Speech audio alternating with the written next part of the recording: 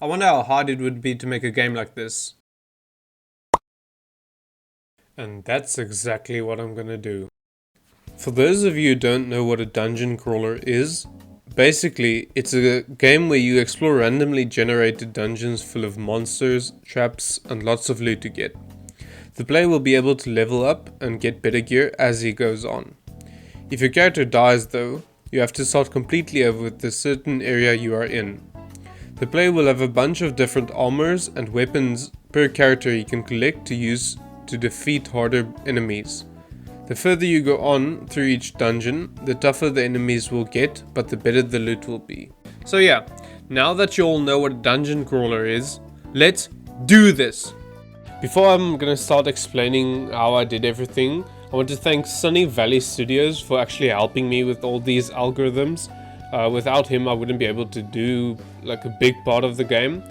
And yeah, if you want to see more of his videos, go check out his channel. I'll leave a link in the description below. So just to explain this algorithm I'm using for the game, it's called a random walk algorithm. And basically, as you can probably guess from what the name says, you can see it as an entity that walks in 4 random directions each millisecond.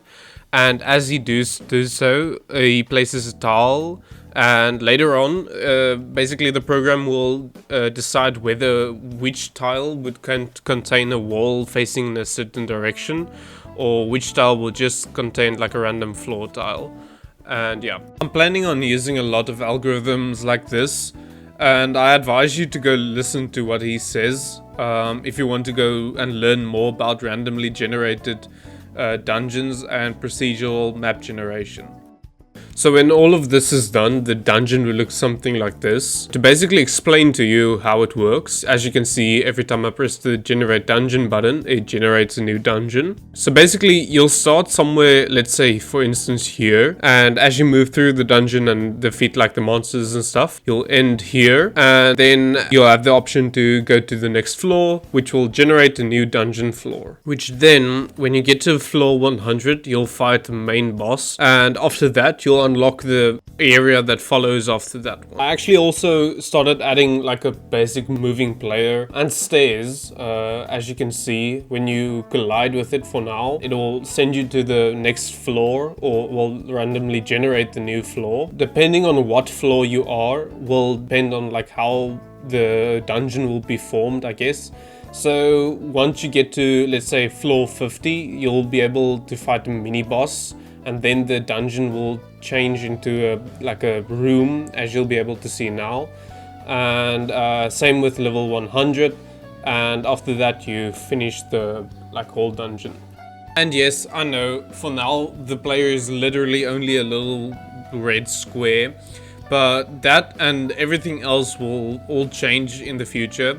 For now I just made temporary assets and models for the game. But yeah, nothing you see now will stay the same throughout the whole game, and everything will be revamped and remodeled. I'm also planning on having a few different characters you'll be able to choose from before you start your journey.